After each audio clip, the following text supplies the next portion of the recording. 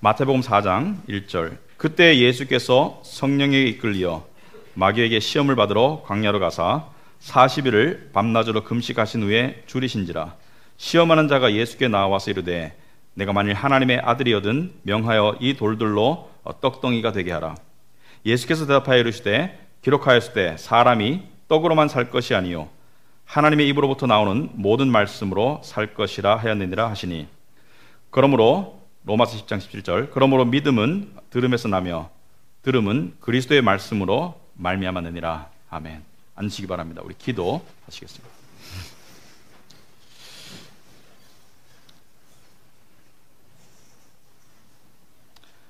지금도 살아계셔서 당신의 살아계신 말씀을 통해서 성령의 입김으로 쓰여진 말씀을 통해서 우리에게 말씀하신 하나님 아버지, 이 시간 저희들이 하나님이 이루어 가시는 구원의 역사 가운데 21세기에 서 있습니다.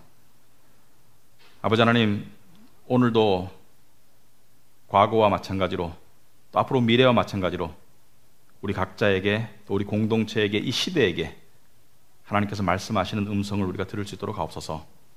예수님 이름으로 기도합나이다. 아멘. 우리 현대를 살아가면서 많은 사람들이 현대인들이 상실해가는 것이 있다고 이야기합니다. 많은 것이 있겠지만은 특별히 역사를 전공하는 사람들은 상당히 개탄할 시대라고 생각할 것입니다. 왜냐하면은 우리 현대인들은 현대에 대한 현재의 삶, 현재의 바쁨에 삶을 송두리째 빼앗기고 미래의 염려 때문에 삶을 너무나 소진당한 나머지 역사에 대한 관심이 현저히 줄어져 있습니다. 그래서 역사의 과거에 대한 이때까지 흘러왔던 역사의 흐름에 대해서 관심이 현저히 떨어져 있고, 그것은 국가의 역사나 또 민족의 역사나 또 집안의 역사나 모든 분야에서 우리는 과거를 생각하지 않는 그런 삶을 많이 살고 있습니다. 그런데 그것이 왜 문제냐? 여러분, 역사를 모르는 사람들의 공동체가 그 안에 역사를 모르는 사람들이 많아지면 정체성이 희박해지고요, 뿌리가 흔들리고 사람들이 굉장히 불안해집니다. 그래서 역사를 많이 아는 사람들이 희박해질수록 그 사회가 결속력이 떨어지게 됩니다. 여러분, 식민지 정책을 펼 때 가장 먼저 하는 게 무엇이죠? 그 나라와 민족의 역사를 말살하고 왜곡하는 것이죠. 왜냐하면 역사는 그만큼 우리의 현재에 영향을 미치게 되어 있습니다. 영어의 속담에 이런 말이 있습니다. Standing on the shoulders of others.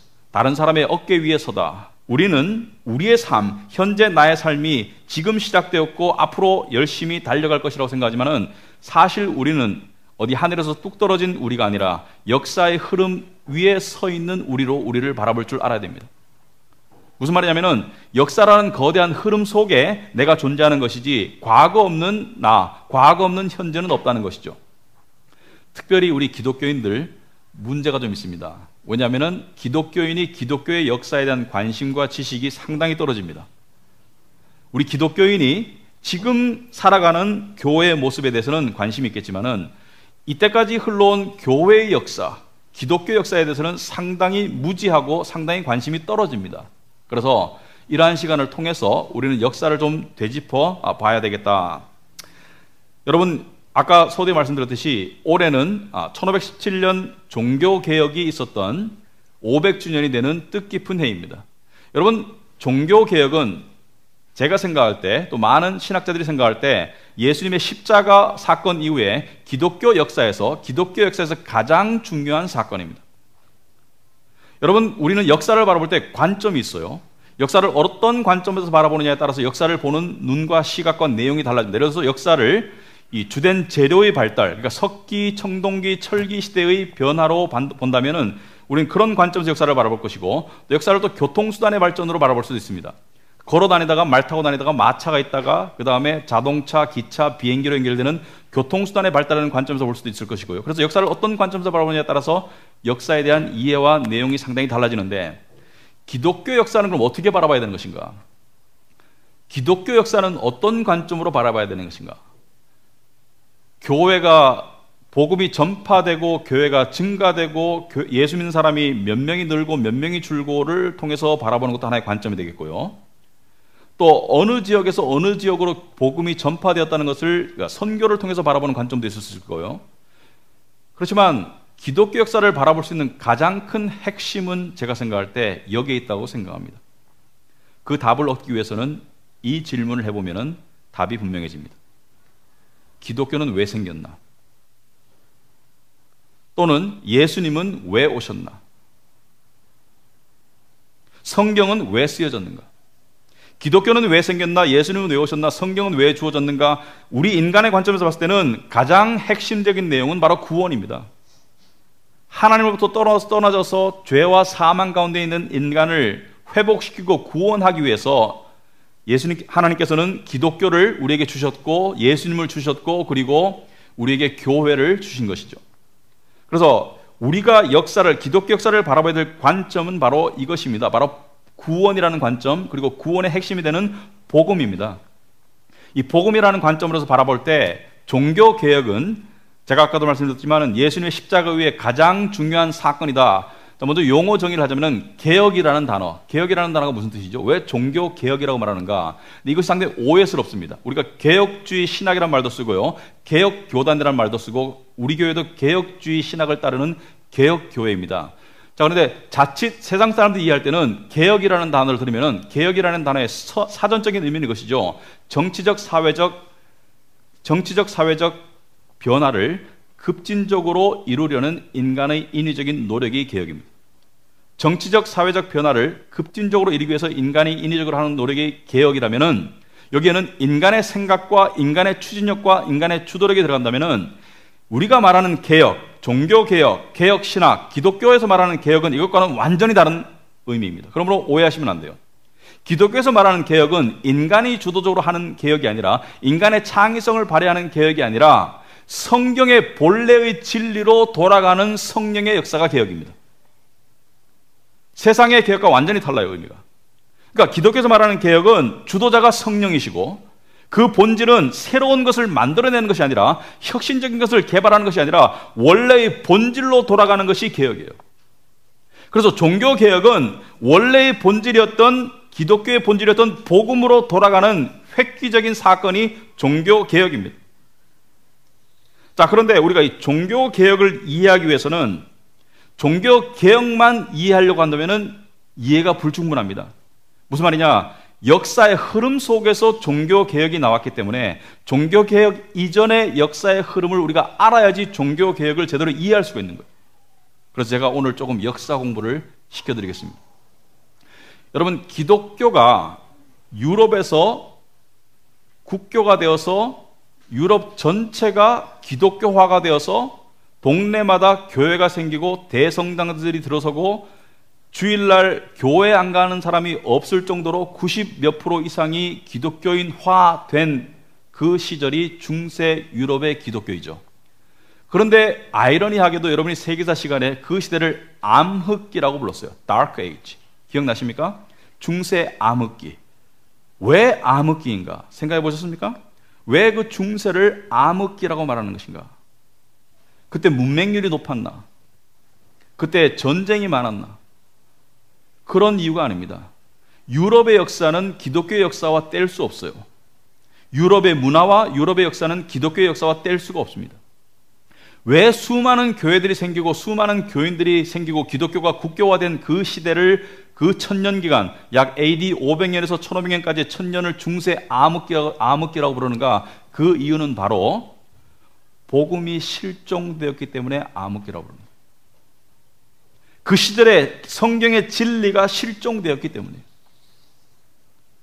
근데 한 가지 의아한 것이 있습니다. 사람들이 그렇게 많고 교회가 그렇게 많은데 복음이 실종되었다고 말하는 것은 무슨 이유인가?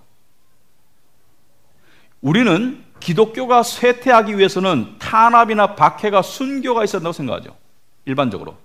교회를 탄압하고 교회를 박해하고 순교자를 만들어내면 사람들이 무서워서 기독교가 쇠퇴하고 기독교가 줄어들 것이다. 그러나 역사에 보면은 기독교는 그렇지 않았습니다.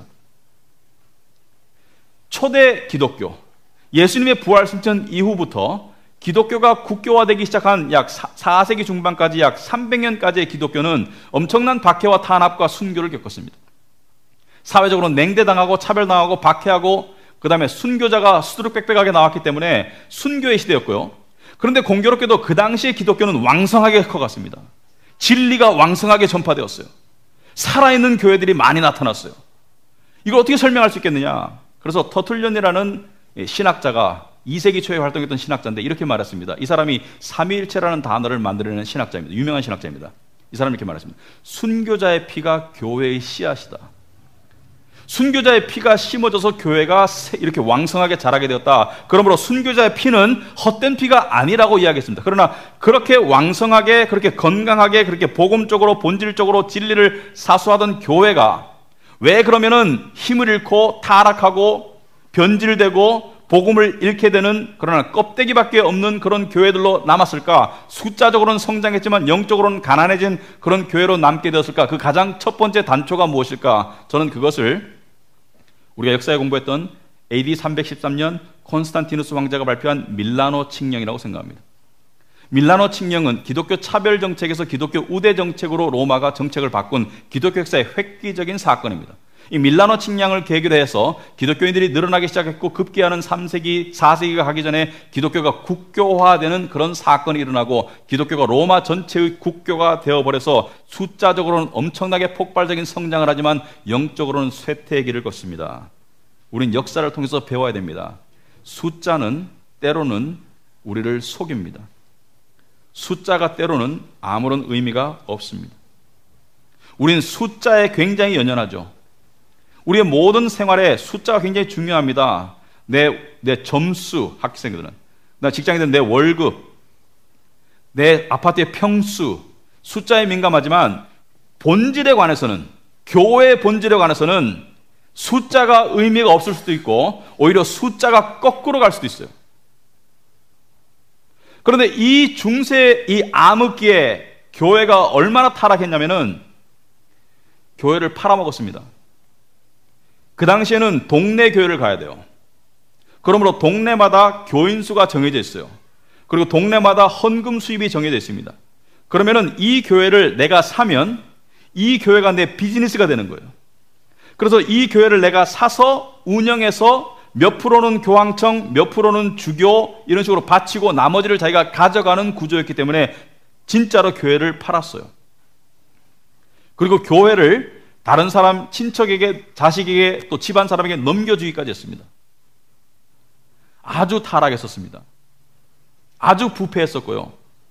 그러한 시대 속에서 복음의 본질을 잃어가고 있었습니다. 그럴 때 자체적으로 교회 정화 운동이 일어나기 시작합니다. 그것이 바로 수도원 운동입니다. 여러분, 베네딕트 수도원 세계사 시간에 들어보셨죠? 많은 수도원들이 생겨납니다. 그러니까 교회가 화려해지고 부유해지고 교회가 타락하고 권력화되고 교황이 왕들 위에 군림하던 이 중세에 이 보니까 이게 기독교의 본질이 아니거든요. 그래서 많은 젊은 남녀들이 수도원으로 들어가서 화려한 대신에 가난을 선택합니다. 독신의 삶을 선택하고 고행의 삶을 선택하고 유명 대신에 무명의 삶을 선택해서 수도원의 삶을 시작합니다. 이게 교회 정화운동이에요. 그런데 이것도 얼마 지나지 않아서 변질됩니다. 많은 수도원들이 비대해지고 부유해지고 재산이 늘어나고 타락해지고 권력화되고 똑같은 전철을 밟게 됩니다. 왜냐하면은 교회의 병리적인 현상을 고치려 했지 본질을 손대지 않았기 때문에. 본질은 무엇입니까? 본질은 복음을 잃어버린 것인데 그 복음을 잃어버린 것인 것 때문에 복음을 잃어버렸기 때문에 나오는 부패와 세속화와 타락과 권력과 화려함 이것만을 고치려고 했지 본질로 돌아가는 노력이 부족했어요. 여러분 오늘날 우리도 어떤 사람들이 이렇게 말하더라고요. 지금 한국교회 현실이 중세 가톨릭과 비슷하다. 그죠? 교회가 비대해지고 화려해지고 커지고 그런 가운데 교회를 세습하는 교회들이 나오고 그리고 교회가 권력화되고 교회가 많이 타락했다. 그래서 건강한 교회 운동이라고 우리가 하던 시절이 있어요. 지금도 하고 있습니다. 건강한 교회 운동. 어떤 교회냐? 재정을 오픈하자. 목사님들은 재정에 손대지 말고 타락할 수 있으니까 재정을 교인들이 관리하고 심지어 인터넷에 자기 교회 재정을 올리는 교회까지 나타났습니다. 우린 건강한 교회야. 모든 것을 투명하게 하고 모든 것을 합리적으로 하자. 물론 훌륭한 운동이긴 합니다만은 본질은 아니에요. 본질은 아닙니다. 오해하시면 안 돼요. 요즘에 또 작은 교회 운동이 있습니다. 큰 교회가 되니까 교회들이 타락하고 비대해지고 권력화되고 화려해지니까 작은 교회로 남자고 작은 교회들이 모여서 저한테도 초대장이 와요. 작은 교회 운동이 있으니까 모이라고. 저는 아직까지 안 가겠습니다. 그럽니다. 왜냐하면 작은 교회들이 모여서 작은 교회 운동하면은 그 작다는 것에 대한 뭡니까? 그 운동이 나쁘다는 것이 아니라 제가 이렇게 이런 생각합니다. 큰 교회들이 작은 교회 운동하면서 스스로 찢어져야지 그게 진정한 작은 교회 운동이 된다. 그래서 아직 우리가 큰 교회가 아니기 때문에 못 간다고 말했습니다. 본질이 아닙니다. 좋은 운동이지만은 본질이 아닙니다. 왜? 본질은 복음의 진리를 놓쳤기 때문에. 근데 종교개혁, 그러니까 1517년에 루터를 시발로 발생한 종교개혁의 본질은 바로 복음으로 돌아가자였어요. 복음으로 돌아가자. 교회에 많은 부패와 타락이 있었지만 그 모든 것의 본질인 복음을 건드렸기 때문에 이게 성령의 역사이고 이게 획기적이고 폭발적인 사건이었습니다. 여러분, 복음의 보험화가 진행되고 있던 시절이었어요. 무슨 뜻이냐? 가톨릭의 복음은 이것입니다.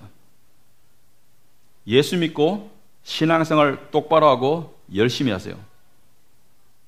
고행을 하고 회개하고 죄를 지면 고백성사하고 선행을 하고 미사에 참여하고 성찬에 참여하고 그래서 똑바로 해서 열심히 하면은 천국 갈 확률이 높아지고 교회도 안 다니고 교회를 다니지만 세상 사람들과 똑같이 살면 지옥 갈 것이고 그리고 어중간한 사람들은 어디 갑니까? 다 연옥 간다. 그죠? 성경에 있습니까? 없습니까? 성경에 없어요.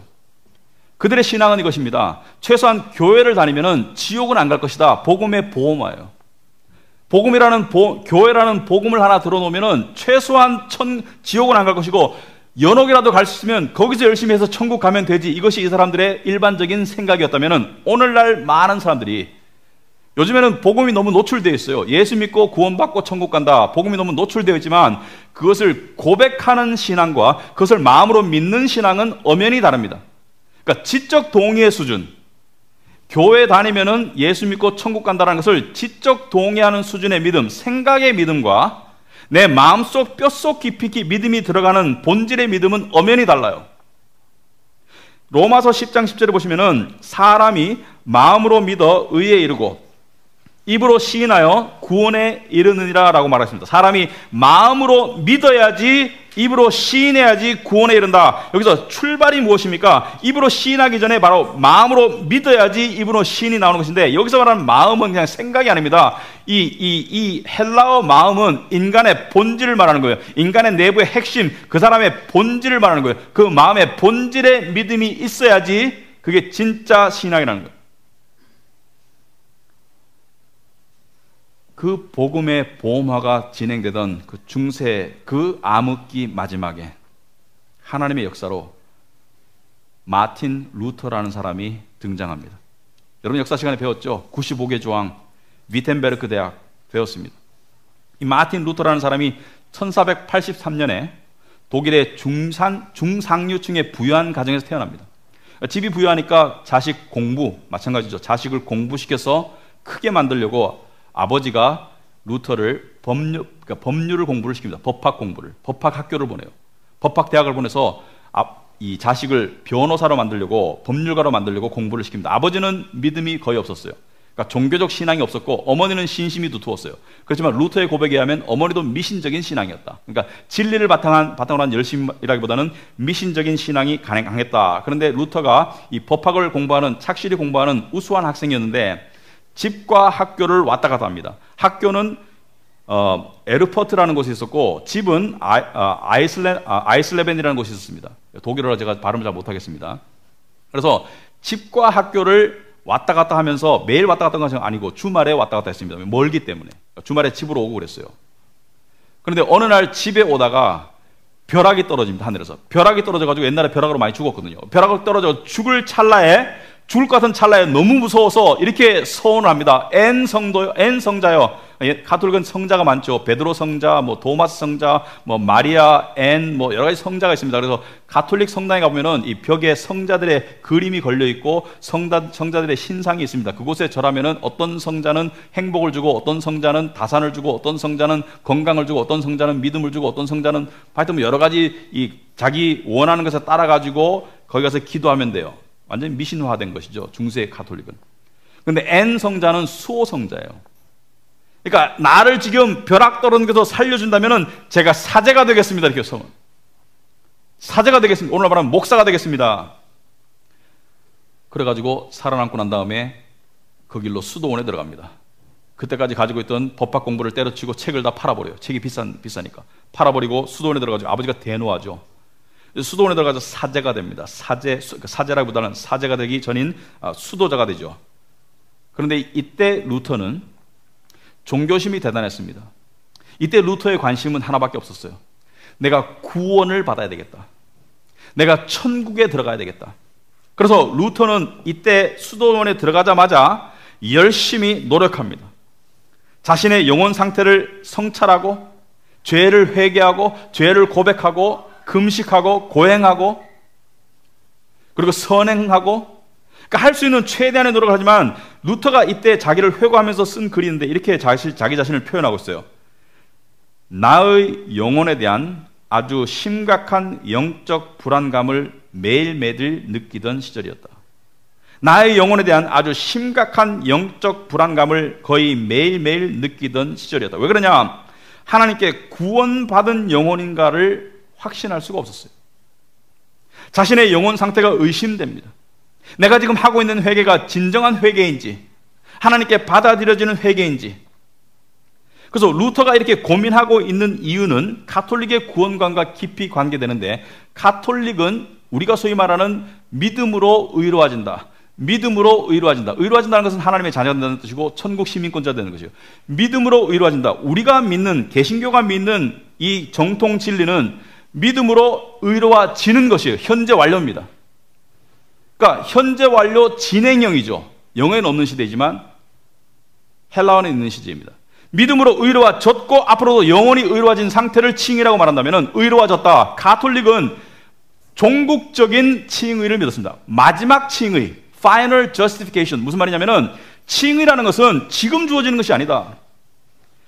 의로워진다는 것은 네가 한 종교생활, 네가 한 도덕생활, 네가 한 열심, 네가 한 고행, 네가 한 회개를 합산한 점수가 마지막에 계산되어서 마지막에 칭의가 주어지면 천국행이고 칭의가 부족하면 연옥이고 칭의가 결핍되면 지옥이다. 이렇게 얘기하는 거예요. 그러니까 루터는 그 가톨릭의 가르침에 젖어 있었기 때문에 의를 이루기 위해서 열심히 노력합니다. 그런데 그게 이루어지겠습니까? 행함으로는 구원을 받을 수 없다고 성경에 나와 있지 않습니까? 오히려 행하면 행할수록 무엇을 느끼게 됩니까? 하나님으로부터 멀어짐, 버림받음을 느끼는 거죠. 하나님으로부터 받아들여지기 위해서 노력하면 할수록 하나님으로부터 버림받는 이 느낌이 뭐지? 루터는 그것을 이렇게 표현했습니다. 나는 은혜의 하나님을 만나서 그분을 사랑하려고 했는데 오히려 노여움의 하나님을 만났고 하나님을 사랑하기는커녕 오히려 증오하게 되었다. 솔직한 표현입니다. 왜 하나님을 증오합니까? 이렇게 열심히 노력했는데도 계속 무시하시는 하나님. 은혜를 베풀기는커녕 기준치가 너무 높아서 도달할 수 없는 하나님. 이 당시에 루터의 유명한 일화가 있습니다. 자기를 담당하던 스타우피츠라는 이 담당 신부님이 있었어요. 이 담당 신부님에게 루터는 고해성사를 합니다. 여러분 가톨릭의 고해성사하죠. 죄를 질 때마다 담당 신부님에 가서 죄를 고백하고 신부님을 통해서 죄를 용서받는 의식입니다. 그런데 루터가 너무 자주 찾아와요. 하루에도 너무 자주 찾아와. 그러니까 신부님이 루터에게 이렇게 말합니다. 너 귀찮아 죽겠어. 그만 찾아와. 중요한 죄를 짓고 고백할 게 있으면 찾아오고 그런 거 가지고 그만 찾아와. 그럴 정도로 루터는 자기 성찰, 고행, 선행, 기도, 미사, 고백 성사 이런 것들을 정말 열심히 하던 청년이었어요. 그래서 담당 신부가 보다 못해가지고 루터를 대학으로 보내버립니다. 대학에서 신학을 전공하도록 보냈어요. 그리고 루터는 신학을 전공했고 신학 박사가 됩니다. 이때 루터의 나이가 20대 후반입니다. 1512년. 그래서 신학 박사가 돼서 위텐베르크 대학에서 가르치기를 시작하는데 루터의 삶에 커다란 전개가 옵니다. 커다란 전환점이 와요. 루터가 1513년부터 1518년까지 위텐베르크 대학에서 로마서를 강의했습니다. 여러분 로마서는 구원의 진리가 집대성된 책이죠. 아주 중요한 책이죠. 그런데 루터는 이때 대학에 있는 옥탑방에 살았어요. 그러니까 뾰족한 꼭대기에 있는 옥탑방에 독신사제로서, 독신교수로서, 신학교수로서 살면서 거기서 로마서를 공부하는 가운데 이때까지 닫혀졌던 영적인 눈의 비늘이 벗겨지기 시작합니다. 그리고 루터가 하나하나 깨달아갑니다. 행함이 아니라 오직 하나님의 은혜로 나중에 구원받는 것이 아니라 지금 구원받고 나중에 천국 가는 것이 아니라 지금 천국 백성이 될 수 있는 그 진리를 깨달아 버려요. 성령의 놀라운 역사죠. 루터가 거듭나 버립니다. 이 당시를 회고하면서 루터는 이렇게 말합니다. 매일 낮과 밤을 말씀과 씨름하던 중에 마침내 드디어 하나님의 자비하심으로 오직 의인은 믿음으로 말미암아 살리라라는 진리를 깨닫게 되었다. 이때까지는 믿음을 가지고 노력하면 나중에 의인이 되는 줄 아는데 그게 아니고 의인이 먼저 되고 믿음으로 살아간다는 이 거꾸로라는 것을 깨닫는 거예요. 의인이 먼저 되어야지 믿음으로 살 수 있다는 이 놀라운 진리를 깨닫게 됩니다. 즉 행함이 아니라 예수 그리스도의 십자가를 믿음으로 의인이 되어 하나님의 자녀가 된다는 사실을 깨닫게 되었다. 따라서 하나님이 주시는 의로움은 인간의 종교적 노력이나 행함의 대가가 아니라 오직 하나님의 은혜로 거저 주시는 선물임을 깨달았다. 바로 이때 나는 이전과는 전혀 다른 사람으로 거듭났으며 내 앞에 천국으로 향하는 문이 활짝 열린 것을 알게 되었다. 천국은, 이건 제 말입니다, 합격점을 얻어서 나중에 들어가는 곳이 아니라 믿음으로 지금 들어가는 곳이라는 것을 깨닫는 것이죠. 루터의 말입니다. 율법의 행함이 아니라 은혜를 믿음으로 구원이 주어진다는 놀라운 진리가 마침내 눈에 들어온 것이다. 하나님의 은혜 아니고는 깨달을 수 없는 깨달음입니다. 로마서 3장 28절에 그러므로 사람이 의롭다 하심을 얻는 것은 율법의 행위에 있지 않고 믿음으로 되는 줄 우리가 인정하노라. 루터는 이 말씀도 깨달았습니다. 사람이 의롭게 되는 것은 내 행함과 내 노력이 아니라, 내 종교적 열심과 종교적 노력이 아니라, 도덕적 선행이 아니라 믿음으로 되는 줄 우리가 인정하노라. 이후에 루터는 연달아 깨달음을 얻고 난 다음에 이것을 혼자만 가질 수 없다고 생각했습니다. 그래서 루터는 엄청난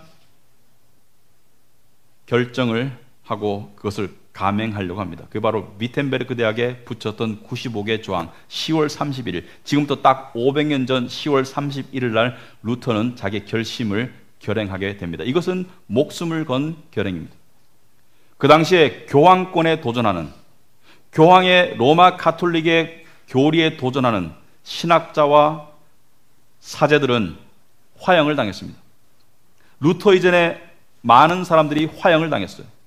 루터 이전에 이걸 루터만 깨달은 게 아닙니다. 루터 이전에 깨달았던 잔 허스나 윌리엄 틴데일이나 많은 선구자들이 이미 화형을 당했기 때문에 루터도 죽을 수 있었어요. 하지만 이 젊은 이 사제는 그것을 자기의 가슴 속에만 간직할 수 없었고 이 진리를 전파하기 시작했습니다. 그때가 루터의 나이가 33살이에요. 그것을 전파하자마자 루터 수배령이 내렸겠죠. 루터는 숨어 지내다가 자기의 신변을 보호해준다는 이 안전장치를 약속받고 4년 뒤인 1521년에 보름스라는 곳에서 신성 로마 제국의 의회가 열리는데 그 옛날의 의회는 종교와 밀접한 관계가 있습니다. 루터가 초대를 받습니다. 자기를 동조하고 자기를 보호하던 귀족들의 보호를 받고 약속을 받고 난 다음에 보름스에 가서 네 주장을 펴고 로마 교황의 대리자가 많은 귀족들과 많은 사람들이 모인 앞에서 공개 토론회를 하자. 오늘 말하면 공청회를 하자. 그래서 루터가 보름스에 갑니다. 1521년에. 거기에서 루터는 많은 사람들이 지켜보는 가운데 자기의 신앙적인 확신, 즉 복음의 진리를 담대하게 주장하였고 로마 교황의 대리자가 루터를 협박합니다. 네가 계속 그 주장을 하면 결과는 화형이다. 결과는 죽음이다. 그래서 너의 이단적인 사상과 가르침을 철회하라고 강요합니다. 그때 루터의 유명한 연설이 이것입니다. 내 양심은 하나님의 말씀에 사로잡혀 있다. 그러므로 나는 내 믿음을 철회할 수도 없고 또 철회하지도 않을 것이다. 나의 양심과 진리에 거스르는 행동은 안전하지도 않고 또한 이롭지도 않다는 사실을 안다. 따라서 나는 나의 믿음의 고백을 철회할 수 없다. 여기 이 자리에 섰사오니 하나님이여 도우소서. 아멘. 이 당시를 회고하면서 쓴 찬송이 바로 오늘 우리가 불렀던 내주는 강한 성이요, 루터가 작사 작곡한 찬송입니다. 그 뒤에 루터는 쫓기는 신세가 됩니다. 그래서 귀족들의 도움을 받아가지고 숨어 지내면서 성경을, 특별히 신약 성경을 독일어로 번역합니다. 그러다가 세상에 종교개혁의 물결이 막 일어나고 그리고 안전지대들이 생겼을 때 루터가 다시 세상에 나타나서 열심히 활동하다가 1546년 62세의 나이로 하나님의 부름을 받고 천국에 가게 됩니다. 자, 루터가 이 종교개혁을 할 때 95개 조항을 붙였을 때 그 당시에 교회가 얼마나 안팎으로 썩었었냐면은, 여러분 세계사관의 면죄부 들어봤죠? 면죄부, indulgence, 면죄부 판매를 했습니다. 면죄부는 무엇입니까? 헌금, 특별히 성전 건축 헌금을 내면 네 죄가 사해지거나 조상의 죄가 사해진다. 너는 기회가 있기 때문에, 특별히 죽은 조상, 연옥에 갔을 확률이 많은 죽은 조상, 교회 생활을 했지만은 열심히 남달리지 못했던, 성자의 반열에 이르지 못했던 죽은 조상을 위한 효심을 자극해서 면죄부를 내면 죽은 조상이 용서받을 수 있다. 그래서 면죄부를 팔고 강매하기 위해서 그때 썼던 슬로건이 이것입니다. 면죄부를 들고 다니는 사제가 가지고 다니는 슬로건이 이것이에요. 들어보세요. 이 헌금함에 동전이 짤랑하고 소리를 내며 떨어질 때 한 영혼이 연옥에서 천국으로 튀어 올라간다.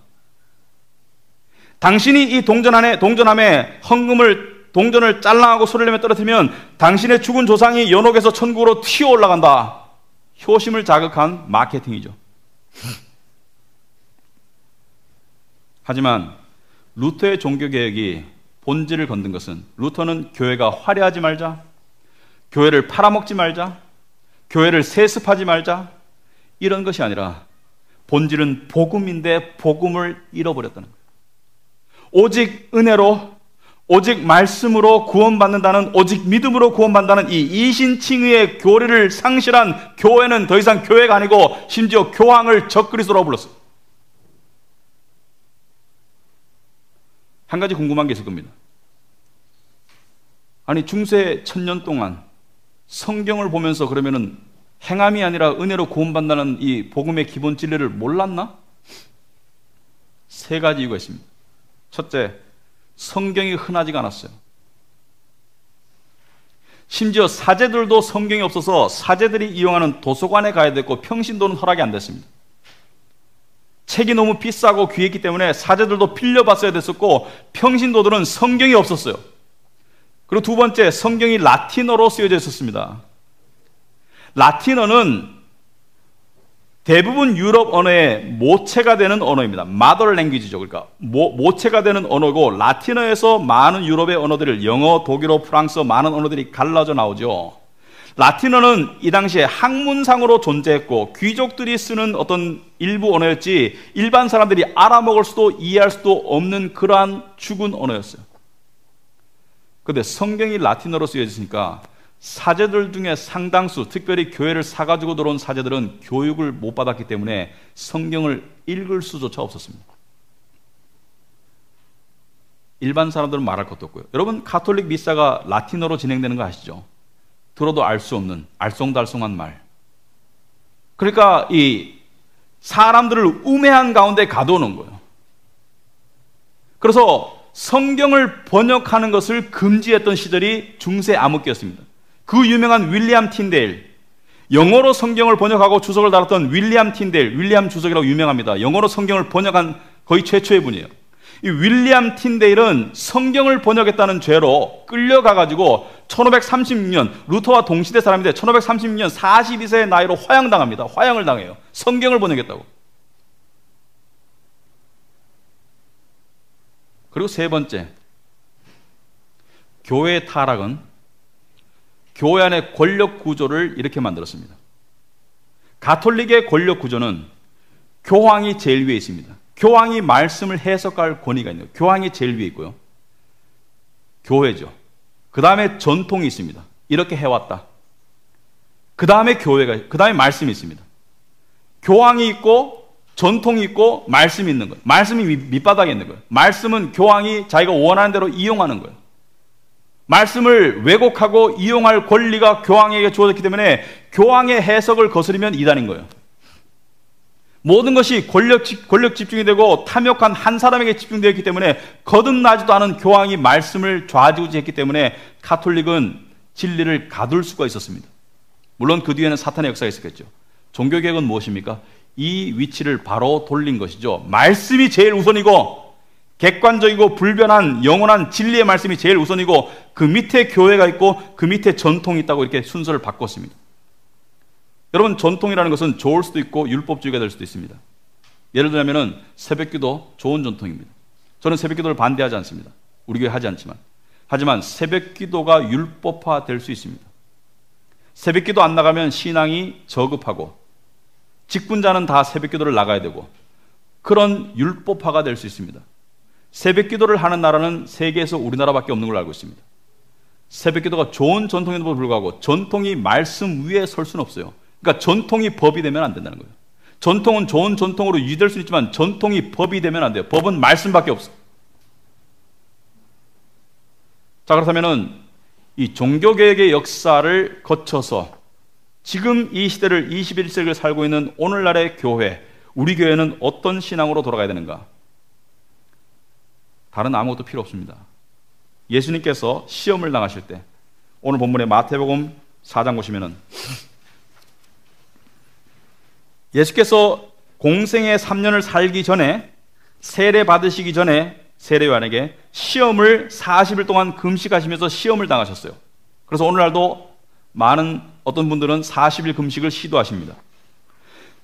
그때 예수께서 성령에게 이끌려 마귀에게 시험을 받으러 광야로 가서 40일을 밤낮으로 금식하신 후에 줄이신지라 시험하는 자가 예수께 나와서 이르되 네가 만일 하나님의 아들이거든 명하여 이 돌들로 떡덩이가 되게 하라. 할 수 있습니까? 없습니까? 할 수 있습니다. 분명히. 오병이어의 기적 기억나시죠? 할 수 있습니다. 하지만 예수께서 대답하여 이르시되 기록되었을 때 사람이 떡으로만 살 것이 아니요 하나님의 입으로부터 나오는 모든 말씀으로 살 것이라 하였느니라. 사람이 떡으로만 살 것이 아니요 하나님의 입으로 나오는 모든 말씀으로 살 것이다. 예수님께서 시험을 3번 당하셨을 때 항상 하신 말씀이 기록되었을 때 사람이 말씀으로 살 것이다. 말씀의 절대성, 말씀의 충분성, 말씀의 객관성을 예수님께서 강조하신 거예요. 3번은 완전수입니다.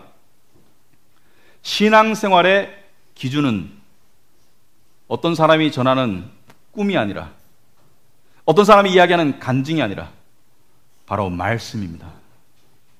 말씀을 붙들 때 내가 흔들리지 않는 것이고 말씀을 붙들 때 내 삶이 복받는 삶으로 나아가는 것이고 말씀을 붙들 때 내가 구원의 확신을 가지는 것이고 그리고 구원받은 사람에게 나타나는 가장 확실한 증거는 이것입니다. 말씀이 깨우쳐지는 것.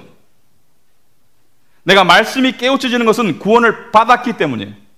구원받지 못한 사람은 말씀을 지식적으로 이해할 수는 있으나 마음으로 깨우치지 못합니다. 왜? 성령이 없기 때문에. 로마서 10장 17절. 그러므로 믿음은 들음에서 나며 들음은 그리스도의 말씀으로 말미암았느니라. 여러분, 우리가 신앙생활, 소위 믿고 구원받는다 또는 신앙생활은 믿음의 생활이죠. 그러니까 구원받기 위한 믿음도 신앙생활하는 믿음 생활도 그 바탕이 어디서 나옵니까? 그리스도의 말씀에서 나오는 거예요. 말씀이 우리의 믿음과 말씀이 우리의 삶의 잣대가 되는 것이지 그 나머지가 말씀 위에 올라갈 수 없습니다. 오늘날 교회들이 말씀을 왜곡하지 않습니까? 가짜 복음을 생산하지 않습니까? 어디 말씀에 기복신앙이 있습니까? 어디 말씀에 율법주의가 있습니까? 바리새인에 화 있을진저. 어디 말씀에 인본주의가 있습니까? 나 중심의 신앙생활. 하나님의 영광이죠. 정신 차려야 됩니다. 우리가 주인공이 아닙니다. 역사의 주인공은 히스토리는 His story. 거기서 His는 누굽니까? 예수 그리스도를 통한 하나님의 구원의 역사의 물줄기라면은 역사의 주인공, 우주의 주인공은 예수 그리스도고 하나님이지 우리가 아닙니다.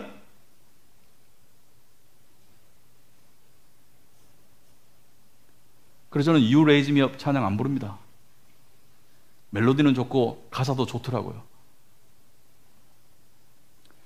예수님이 올라가셔야 되는 거예요. 우리는 낮아져야 되는 거예요. 그 안에 참 자유가 있는 거예요. 그 안에 참 평강이 있고 참 질서가 있는 거예요. 종교개혁은 지금도 계속돼야 되고 앞으로도 계속돼야 됩니다. 왜? 이 세상에 완전한 교회는 없기 때문에. 말씀의 본질로, 복음의 본질로 돌아가야 됩니다. 우리 교회가 존재하는 이유가 무엇입니까?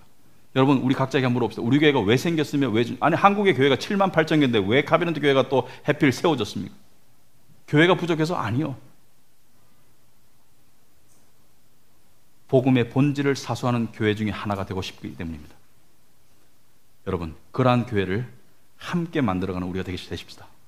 그래서 우리가 진리를 사수하고 진리를 믿어가는 복음의 교회가 되기를 축원합니다. 기도하겠습니다.